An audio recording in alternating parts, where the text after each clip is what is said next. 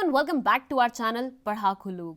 My name is CS Payal Popli and आज इस video में हम बात करने वाले हैं कंपनीज एक्ट के एक बहुत इंपॉर्टेंट टॉपिक के बारे में जो कि है टाइप्स ऑफ प्रोस्पेक्टस।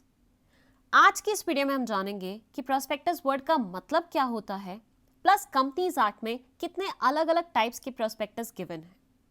तो चलिए फिर बिना टाइम वेस्ट किए शुरू करते हैं। जब भी कोई कंपनी एग्जिस्टेंस में आती है तो उसे चलाने के लिए बहुत सारे पैसे की आवश्यकता होती है और ऐसा बिल्कुल भी ज़रूरी नहीं है कि फाउंडर सारा का सारा पैसा अपनी जेब से लगाए। कभी कभी वो ये पैसा जनरल पब्लिक से भी एक्सपेक्ट करता है, मतलब जनरल पब्लिक से भी अरेंज करने की कोशिश करता है। कैसे? ऑब्वियसली शेयर्स, डिबेंचर्स, बॉन्ड्स जैसी चीज़ें इशू करके उन लोगों को, मतलब कंपनी क्या करेगी, बॉन्ड, शेयर्स, डिबेंचर्स इशू करेगी जनरल पब्लिक को और बदले में उसे क्या मिलेगा, उन लोगों से पैसा मिलेगा। लेकिन कोई भी इंसान अपना हार्ड अर्न मनी ऐसे ही किसी कंपनी में नहीं लगा देता। ऑब्वियसली जब वो डिसीजन लेता है कि मुझे पैसा इस पर्टिकुलर कंपनी में लगाना है तो वो बहुत सारी चीज़ें देखता है, बहुत सारी जांच पड़ताल करता है। उसके लिए उसे चाहिए होती है बहुत सारी इंफॉर्मेशन। तो कंपनी क्या करती है, एक डॉक्यूमेंट प्रिपेयर करती है जिसमें कंपनी के बारे में सारी इंपॉर्टेंट इंफॉर्मेशन, सिक्योरिटीज के बारे में सारी इंपॉर्टेंट इंफॉर्मेशन मेंशन कर देती है और वो डॉक्यूमेंट पहुंचा देती है जनरल पब्लिक तक। जनरल पब्लिक इस डॉक्यूमेंट को पढ़ती है, कंपनी को समझती है, कंपनी के एनालिटिक्स देखती है, कंपनी में कौन लोग इन्वॉल्व हैं वो सब देखती है और उसके बाद डिसाइड करती है कि उसे कंपनी में इन्वेस्ट करना भी है कि नहीं करना है। अब भाई ये जो डॉक्यूमेंट कंपनी प्रिपेयर कर रही है ना, जिसके बेसिस पे जनरल पब्लिक इज डिसाइडिंग कि मुझे इन्वेस्टमेंट करनी है कि नहीं करनी है, उसी डॉक्यूमेंट को हम नाम देते हैं प्रोस्पेक्टस का। तो प्रोस्पेक्टस कुछ नहीं है, बस एक डॉक्यूमेंट है जिसके बेसिस पे कोई भी इंसान अपना डिसीजन लेता है कि उसे वो पर्टिकुलर कंपनी में इन्वेस्ट करना है कि नहीं करना है। It's just like being a student. जब आप किसी कॉलेज में जाते हो तो वो एक पेपर देते हैं ना आपको, जिसमें कॉलेज के बारे में सारी तारीफें लिखी होती हैं। उसी के बेसिस पे तो आप डिसाइड करते हो ये कॉलेज अच्छा है, राइट, इसमें हमें जाना चाहिए, इसमें हमें एडमिशन लेना चाहिए। उसे भी हम प्रोस्पेक्टस बुलाते हैं, ये भी प्रोस्पेक्टस ही है। सो है this says a prospectus is a legal document. Prospectus क्या होता है? एक लीगल डॉक्यूमेंट होता है जिसमें कंपनी के बारे में और सिक्योरिटीज के बारे में सारी इंपॉर्टेंट इंफॉर्मेशन मेंशन्ड होती है। It serves as a key source of information for potential investors to make informed investment decision. ये बेसिकली एक की सोर्स होता है इंफॉर्मेशन का, जिसके बेसिस पे जितने भी पोटेंशियल इन्वेस्टर्स हैं जो आपकी कंपनी में इन्वेस्ट कर सकते हैं, उन सबको अपना डिसीजन लेने में थोड़ी सी मदद मिलती है। मतलब इस इंफॉर्मेशन को यूज करके वो डिसाइड करते हैं बेसिकली। ठीक है, तो ये तो हो गया प्रोस्पेक्टस का मतलब। Now let's move to different types of prospectus. Companies act में 4 अलग अलग प्रोस्पेक्टस के बारे में बात हुई है, जिसमें पहला है abridged prospectus, red herring prospectus, shelf prospectus and last one is deemed prospectus. अब एक काम करते हैं, बढ़िया बढ़िया एग्जाम्पल लेके हर एक प्रोस्पेक्टस को बहुत ही अच्छे तरीके से समझ लेते हैं। बस एक चीज़ का ध्यान दीजिएगा, हर प्रोस्पेक्टस में मैं आपको कुछ पॉइंटर्स बताऊंगी जो आपको याद करना बहुत ज़्यादा ज़रूरी है, क्योंकि यही पॉइंटर्स आपके मार्क्स फेच करके आएगा पेपर में। ठीक है, शुरुआत करते हैं रेड हेरिंग प्रोस्पेक्टस से। देखिए, आपने नोटिस किया होगा जब भी कोई मूवी आती है उससे कुछ टाइम पहले उसका ट्रेलर आता है। इस ट्रेलर से आपको थोड़ा बहुत स्टोरी के बारे में पता चल जाता है, थोड़ा बहुत एक्टर एक्ट्रेसेस के बारे में पता चल जाता है, थोड़ा बहुत हाईलाइटिंग पॉइंट्स पता चल जाते हैं मूवी के। लेकिन एट द सेम टाइम पूरी स्टोरी नहीं पता चलती है। मतलब ऐसा नहीं होता कि आपने ट्रेलर देख लिया तो आपको मूवी देखने की ज़रूरत नहीं पड़ेगी, ऑब्वियसली पड़ेगी, राइट? बिल्कुल ऐसा ही प्रोस्पेक्टस की लाइफ में भी होता है। ऐसे मानिए प्रोस्पेक्टस एक मूवी है और उसका ट्रेलर है रेड हेरिंग प्रोस्पेक्टस। इसमें कंपनी के बारे में सारी इंफॉर्मेशन मेंशन्ड होगी, सिक्योरिटीज़ के बारे में सारी चीज़ें लिखी होंगी, जो भी हाईलाइटिंग पॉइंट्स होंगे सब मेंशन होंगे एक्सेप्ट 2 पॉइंट्स। ध्यान दीजिएगा क्या बोला मैंने, एक्सेप्ट 2 पॉइंट्स। कौन कौन से? एक तो रेड हेरिंग प्रोस्पेक्टस में क्वांटिटी मेंशन नहीं होगी, क्वांटम मेंशन नहीं होगा कि कितनी सिक्योरिटीज इशू की जा रही हैं कंपनी द्वारा। और दूसरा सबसे इंपॉर्टेंट चीज, सिक्योरिटीज का प्राइस मेंशन नहीं होगा, मतलब किस दाम पे आप मार्केट में उस सिक्योरिटी को लाने वाले हैं वो मेंशन नहीं होगा। तो red herring prospectus basically normal prospectus जैसा ही होता है, प्रोस्पेक्टस से पहले आता है और इसमें ये दो इंपॉर्टेंट चीजें मेंशन्ड नहीं होती हैं। इनके अलावा बाकी सारी चीजें रेड हेरिंग प्रोस्पेक्टस में मेंशन्ड होती हैं। एक और चीज है जो याद रखने लायक है, वो ये है कि रेड हेरिंग प्रोस्पेक्टस को आपको आरओसी के पास फाइल करना पड़ता है ऑफर लिस्ट निकालने से 3 दिन पहले। मतलब जब भी आपकी ऑफर लिस्ट या सब्सक्रिप्शन के लिए जो लिस्ट निकल रही होगी उसके 3 दिन पहले आपको इसे आरओसी के पास सबमिट करना पड़ेगा, फाइल करना पड़ेगा। साथ ही साथ ये कवर किया गया है सेक्शन 32 में ऑफ कंपनीज एक्ट। ठीक है, कंपनीज एक्ट के सेक्शन 32 में इसके बारे में बात हुई है और क्या लिखा हुआ है आइए वो पढ़ लेते हैं। इसके बारे में लिखा हुआ है red herring prospectus is a preliminary prospectus, preliminary मतलब जो सबसे पहले इशू होता है, और offer document used by companies to make an initial public offering और a follow on public offering. ठीक है, RHP contains all the relevant information about the company's shares or debenture except for the complete particulars of the quantum or price of the securities। मतलब quantum और price के बारे में information नहीं होगी, उसके अलावा बाकी सारी information होंगी। It is filed with ROC and circulated to potential investors for their consideration। ये ROC के पास भी फाइल की जाती है और potential investors को भी भेजी जाती है ताकि वो डिसीजन ले सके कि उन्हें कंपनी में इन्वेस्ट करना है कि नहीं करना है। Got it? चलिए, now let's talk about shelf prospectus.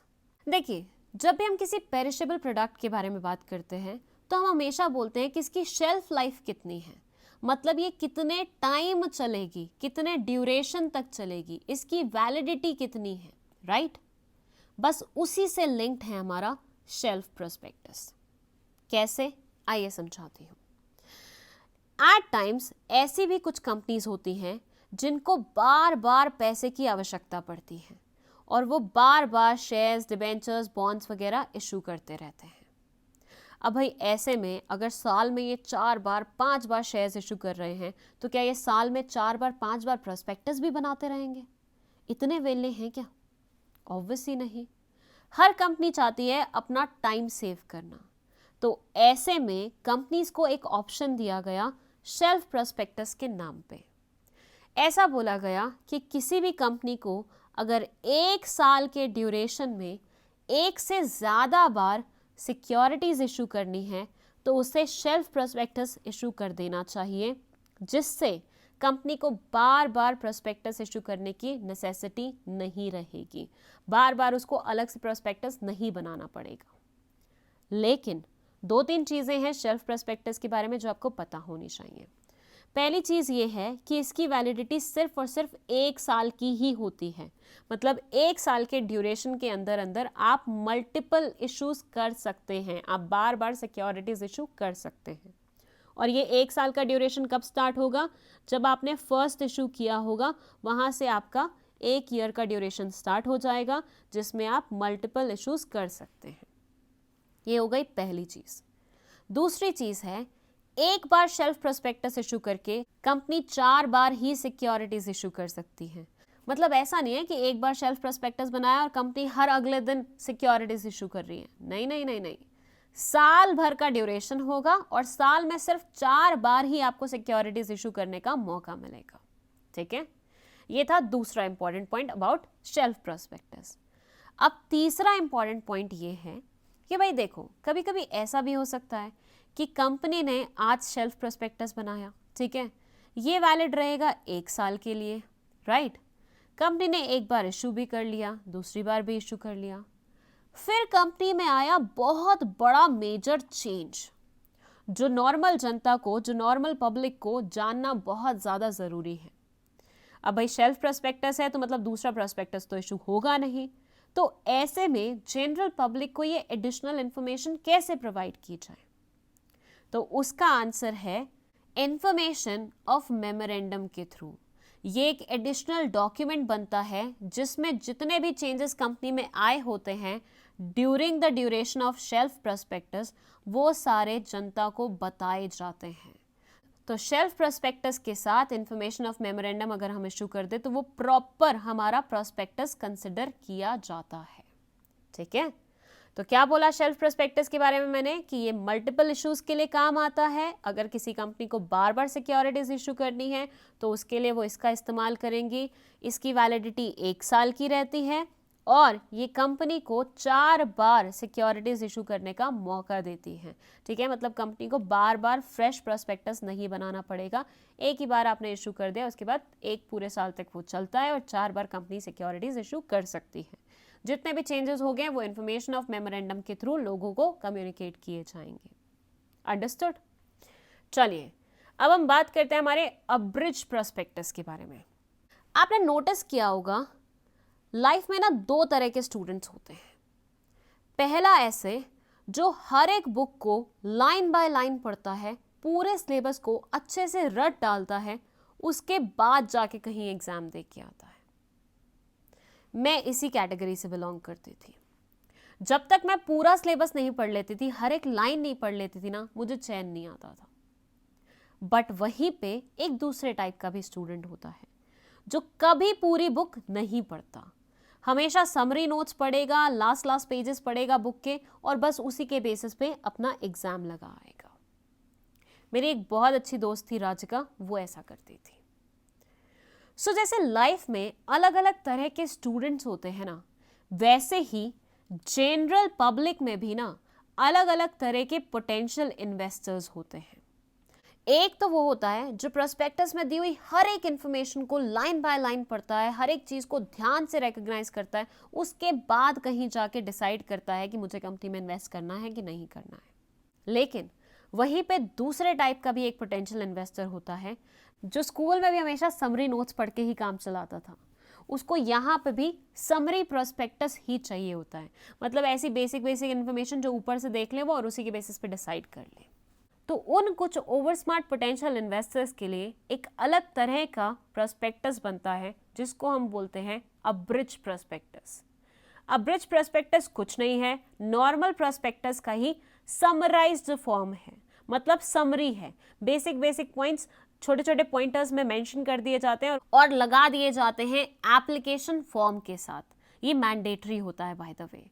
Application form के साथ इसे अटैच किया जाता है। जो भी इंसान अप्लाई करना चाहता है कंपनी में एज एन इन्वेस्टर, वो क्या करेगा, इसे फटाफट ऊपर से देख लेगा और उसके बेसिस पे कंपनी में इन्वेस्ट कर देगा, ठीक है।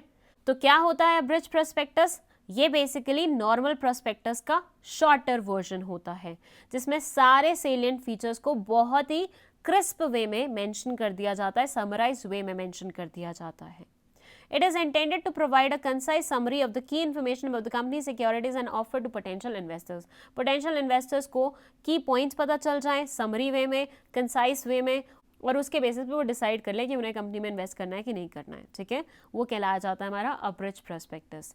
ये एप्लीकेशन फॉर्म के साथ हमेशा अटैच्ड आता है, इट इज़ मैंडेटरी, ठीक है।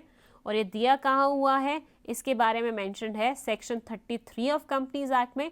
Along with that section 2 subsection 1 में भी इसके बारे में बात हुई है, ठीक है।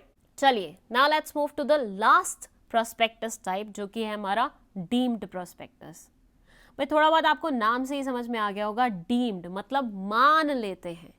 ये कोई एक्चुअल प्रोस्पेक्टस नहीं होता, बस हम मान लेते हैं कि ये भी प्रोस्पेक्टस है। तो किन चीज़ों को हम मान सकते हैं कि वो प्रोस्पेक्टस है? हर वो इंफॉर्मेशन, हर वो डॉक्यूमेंट जो जनरल पब्लिक तक पहुंचता है ताकि उन्हें इनवाइट किया जा सके कि आइए हमारी कंपनी में इन्वेस्ट कीजिए, बस हर उस डॉक्यूमेंट को हम डीम्ड प्रोस्पेक्टस मान लेते हैं। It can be in the form of advertisement, it can be in the form of pamphlet, it can be in the form of circulars, कुछ भी ऐसा, ठीक है। हर डॉक्यूमेंट जिसमें कंपनी के बारे में इंफॉर्मेशन है और जो नॉर्मल जनता को पहुंचाया जा रहा है कि आइए हमारे यहाँ पे इन्वेस्टमेंट कीजिए, उसको हम डीम्ड प्रोस्पेक्टस का नाम देते हैं। मतलब मान लेते हैं कि ये प्रोस्पेक्टस है, वाकई में वो ओरिजिनली प्रोस्पेक्टस नहीं होता, लेकिन इसके ऊपर रिक्वायरमेंट सारी नॉर्मल प्रोस्पेक्टस वाली लागू होंगी, ठीक है। तो ये बोलते हैं a deemed prospectus refers to any document that fulfills the characteristics of a prospectus and invite subscription और offer for securities of a company.